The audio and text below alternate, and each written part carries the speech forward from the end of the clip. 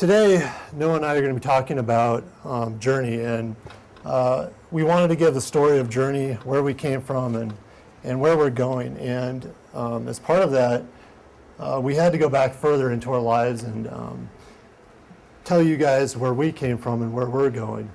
And the first thing we're going to start out with is a sermon that I heard at one point, and the pastor talked about 3 chairs. And these 3 chairs represent people and where they are in their lives. The first chair, you have someone who doesn't know God.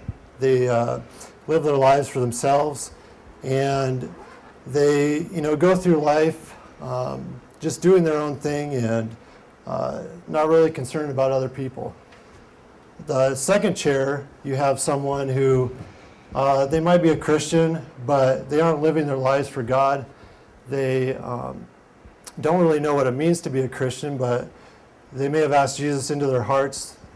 And the third chair represents someone who has decided that they're going to do what God has told them to do, no matter what it will take.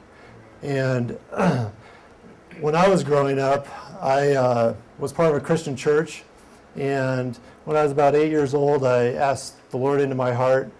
And I thought that was it. I thought that all you had to do was ask the Lord in your heart, and then you could go on and live your life however you wanted. And I would go to church on Sundays, and if I was feeling good that week, I might go to youth group or something, but I really didn't put any more effort into it than just that. So then I went off to college, and I slowly kind of drifted further away. I stopped going to church as much. I would go maybe once a month, and then after that it was more like twice a month or once every 2 months. And I got to a point in my life a couple years into college where things really weren't going well. Things got really tough for me, and there were some things that happened that got me to a point in my life where I had to make a decision on whether I was really going to follow God or whether I was going to live my life for myself like I had been. And I decided that if I was going to be a Christian, I might as well act like it. And so I decided to start going to church regularly, and we got involved with a student group at the college we were going to, Tiffany and I, and we started learning and started growing more, but we still really weren't to the point where we really knew what we were supposed to do with our lives.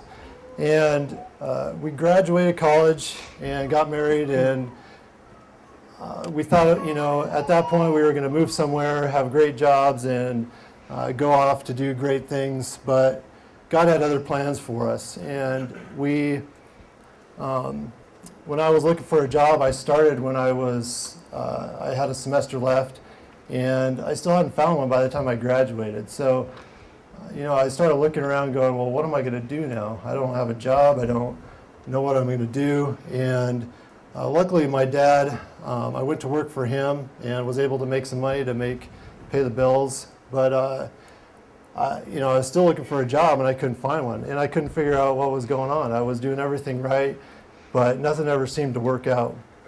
And in the meantime, Tiffany and I had found a church in Post Falls and Coeur d'Alene that we really enjoyed. It was an exciting time in our lives, and every time we went, we saw people getting baptized and people coming to the Lord, and we had to keep going because we didn't know why these people were so excited and why they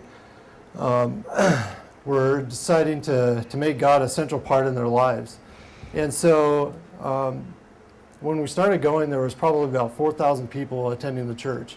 And you might think, well, they were probably showing up because it was good music or they had a good kids program. But while they did have some of those things, people were going because they were all saying that they wanted to be a part of other people's lives, and they wanted to grow in God, and they wanted to do what God had told them to do. And that excited us too. And it didn't matter what type of background they had or how old they were, but they all were making a decision that they were going to do what God has told them to do. One verse that stuck with me during that time of my life is Revelations 3:15 through 16. And the pastor had a sermon one Sunday, and he brought this verse up, and I haven't been able to get out of my head since then. And it kind of goes back to what we talked about in the beginning. But the verse says, "I know your deeds, that you are neither hot nor cold. I wish that you were either one or the other. So because you are lukewarm, neither hot nor cold, I'm about to spit you out of my mouth." And some translations even have vomit there.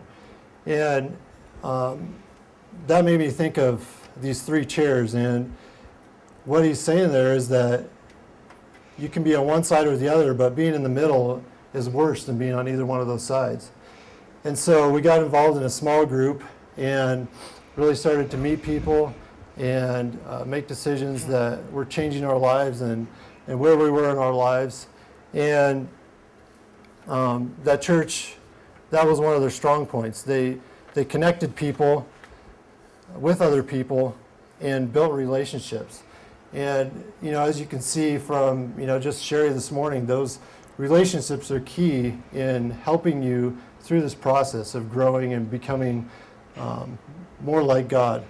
And just when we thought everything was going well and we kind of knew what we were doing in life, God decided He was going to move us. And when we first heard that we were going to move, we were excited, but there was a couple of things that I was a little worried about. And so I prayed to God for two things. The first thing was that He would help us find a great church when we got here. And the second thing was that He would help us find great friends. And as you can see, we've got great friends. When the first couple of days of work, the first people I met were Noah and Cody, and they invited me to a Bible study that Cody had started, and he had been going for probably a month or so, and right away we got to know these guys and other people that were going to this Bible study.